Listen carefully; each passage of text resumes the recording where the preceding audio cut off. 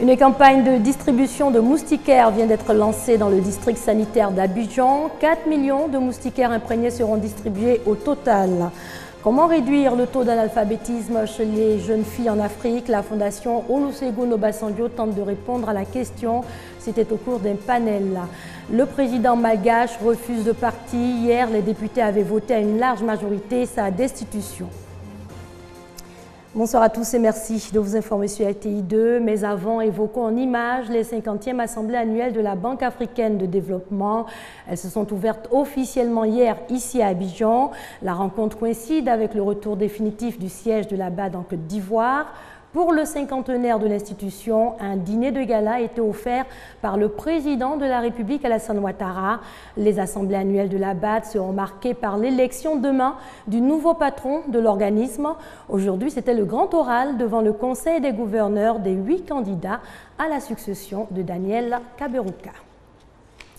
Le paludisme tue chaque année près de 580 000 personnes dans le monde.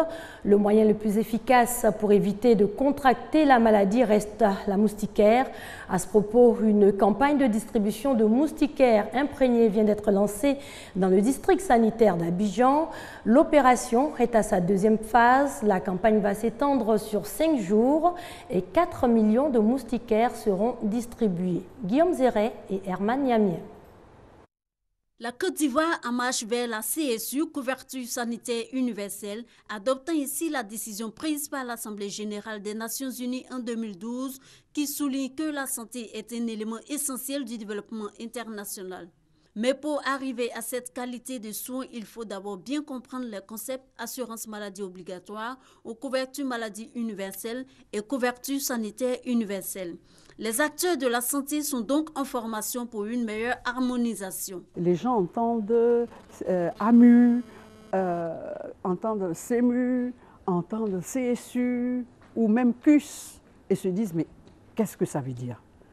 Mais c'est une même réalité. La maman de toutes nos politiques, de cette politique même de couverture sociale, c'est la CSU. Et l'Organisation mondiale de la santé a demandé à tous les pays du monde d'aller vers cette CSU. Et en fonction de la stratégie optée par un État, ça s'appelle soit AMU, soit CEMU. Améliorer la qualité des soins pour un meilleur accès aux soins, une bonne initiative qui demande un financement très important et une offre accessible à la majorité de la population. Si vous avez une couverture maladie universelle et qu'en face vous n'avez pas une offre, vous n'êtes pas protégé. Donc l'essentiel du discours justement sera de dire qu'il faut avancer sur ces deux pas. Le pas de l'offre précédant celui de l'assurance maladie, parce que l'offre justement est l'argument numéro 1 pour développer l'assurance maladie. À terme, les participants vont définir des indicateurs consensuels pour suivre le progrès de la Côte d'Ivoire vers la couverture sanitaire universelle CSU. À ce jour, plus de 50 000 Ivoiriens se sont fait enrôler pour la couverture maladie universelle selon la Caisse nationale d'assurance maladie. On s'intéresse à présent en images à la fondation Olusegun Obasanjo, du nom de l'ancien président du Nigeria. La structure multiplie les actions dans le domaine de l'éducation de la jeune fille. Comment réduire l'analphabétisme chez les jeunes filles en Afrique? Un panel a tenté de répondre à la question. Il était initié avec l'appui du Fonds des Nations Unies pour la population. On reparle ce soir du pèlerinage militaire à Lourdes. La Côte d'Ivoire était représentée avec une délégation de 67 pèlerins. Une messe d'action de grâce a été dite à la basilique Pie X. Au cours de la célébration, prière pour les malades et les 45 pays participants. Grâce Kando. Lourdes, au sud-ouest de la France, ne désemplit pas. Cette commune est réputée comme un lieu de pèlerinage par excellence, parce que la Sainte Vierge Marie est apparue d'usufruit à Bernadette Sibirous. Cette jeune fille a appris de ses parents l'amour de Dieu. Chaque année, plusieurs organisations y effectuent des pèlerinages.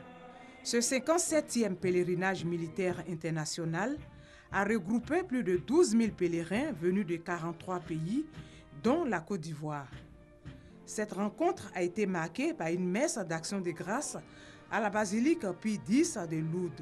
L'enseignement que nous avons reçu autour du thème principal, qu'as-tu fait de mon frère? L'enseignement général qu'il faut tirer de ces thèmes est que la vie est à préserver par tous les moyens. Et c'est ce que le Christ, par la Vierge Marie, nous demande. Dieu lui-même qui a créé toutes choses, et c'est à lui que nous devons notre existence. Et donc il est important pour les militaires que nous soyons à ce rassemblement, qui est un lieu d'amour. Demandez surtout de plutôt construire au lieu de détruire. Messe au cours de laquelle les militaires malades n'ont pas été oubliés. Seul Dieu peut parfois nous guérir. L'Église a reconnu beaucoup de guérisons, je dirais, miraculeuses. Beaucoup restent dans l'ombre. Nous, au vu de cela, sommes venus aussi par le peu de foi que nous avons pour bénéficier de cette guérison miraculeuse. Plusieurs intentions de prière ont été également dites pour implorer la miséricorde du Tout-Puissant sur les pèlerins militaires. Pour ce 57e pèlerinage militaire international, 67 pèlerins composaient la délégation ivoirienne. En image à Madagascar, une nouvelle crise politique aux portes de la Grande Île. Le président malgache Heri Rajaonarimampiani refuse de partir. Hier, les députés avaient voté à une large majorité sa destitution. Le Parlement lui reproche d'avoir violé la Constitution à maintes reprises. Le président conteste la régularité du vote. Dans tous les cas, pour qu'il soit déchu, la Haute Cour constitutionnelle doit avant tout se prononcer. Le Burundi continue de s'enliser dans la crise. Le président Pierre Nkurunziza persiste et signe. Il est toujours candidat à un 3e mandat. Un nouveau sommet se tiendra dimanche en Tanzanie. Aujourd'hui, l'opposition a réclamé le report des élections en raison du désordre politique et sécuritaire actuel dans le pays. Les législatives et les communales sont censées débuter le 5 juin prochain. Le président de la Commission européenne veut plus de solidarité face à l'afflux des migrants. Jean-Claude Juncker propose que les 28 pays membres de l'Union se distribuent le fort d'accueil des 40 000 demandeurs d'asile. La mesure ne fait pas du tout l'unanimité. C'est ce que défend la Commission européenne en demandant aux États membres de l'Union de se partager équitablement les migrants. En 2 ans, il s'agit de prendre en charge 40 000 Syriens et Érythréens arrivés récemment en Grèce et en Italie, ainsi que 20 000 réfugiés. Nous avons aussi une proposition pour un mécanisme de prise en charge d'urgence concernant 40 000 demandeurs d'asile. Syriens et Érythréens en provenance d'Italie et de Grèce seront accueillis dans d'autres États membres de l'Union européenne pour une période de 2 ans.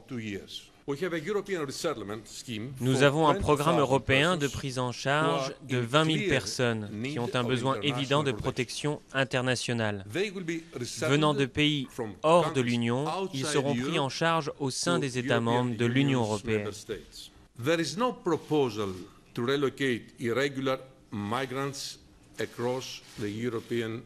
Il n'est pas question de répartir des migrants en situation irrégulière à travers l'Union européenne. Nous ne proposons pas de quotas. C'est un mot que nous n'aimons pas et que nous n'avons jamais utilisé. Tout ceci vise à assurer la solidarité, mais il revient à chaque État membre de décider à combien de personnes il souhaite accorder le statut de réfugié. La France devrait ainsi accueillir 9 127 migrants. 9 hauts dirigeants et 5 fonctionnaires de la Fédération internationale de football FIFA ont été interpellés ce matin en Suisse. Ils sont soupçonnés d'avoir accepté des dessous de table pour des compétitions organisées sur le continent américain. Les États-Unis ont demandé l'extradition des 14 personnes. Le président de la FIFA, Sepp Blatter, n'est pas concerné et l'élection du président de la FIFA est toujours prévue ce vendredi. Nouvelle affaire de corruption à la FIFA. 6 responsables ont été arrêtés ce matin en Suisse à la demande de la justice américaine. Nous sommes ici pour annoncer les chefs d'accusation et l'arrestation d'individus dans le cadre de notre longue enquête pour des frais de corruption et pots de vin dans les organisations du football. De nombreux individus et organisations que nous allons mentionner aujourd'hui avaient comme tâche de maintenir le football ouvert et accessible à tous. Ils occupaient des postes à responsabilité à tous les niveaux, de la construction de terrains de foot pour enfants dans les pays émergents à l'organisation de la Coupe du Monde. Ils étaient censés appliquer les règles qui garantissent un football honnête et qui protègent l'intégrité du jeu. Au lieu de ça, ils ont corrompu les affaires du football dans le monde entier pour servir leurs intérêts et s'enrichir. Le parquet de New York, qui demande leur extradition, enquête sur des soupçons de dessous de table en millions de dollars depuis 1990. Pour la FIFA, c'est bien. Ce n'est pas bien en termes d'image, ce n'est pas bien en termes de réputation. Mais pour ce qui est de faire le nettoyage et d'examiner tout ce qui s'est passé ces 4 dernières années, c'est bien. Nous n'aurions eu aucun intérêt à fournir les dossiers au procureur général le 18 novembre dernier si nous n'avions pas su à l'époque quelles seraient les conséquences aujourd'hui.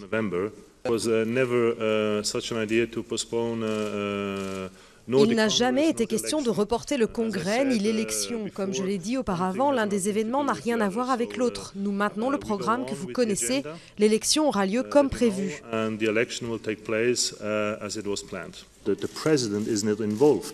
Non, le président n'est pas impliqué. Alors comment pouvez-vous dire qu'il doit démissionner? S'il est président, il est président. Il est président et dans 2 jours, il y a l'élection.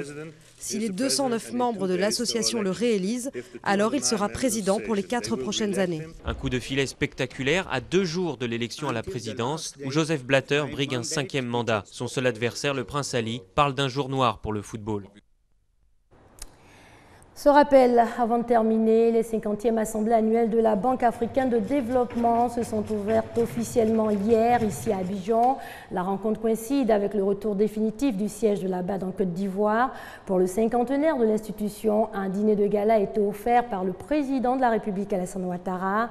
Les assemblées annuelles de la BAD seront marquées par l'élection demain du nouveau patron de l'organisme. Aujourd'hui, c'était le grand oral devant le Conseil des gouverneurs des 8 candidats à la succession, bien sûr, de Donald Kaberuka. C'est la fin de cette édition. Merci à vous de l'avoir suivi.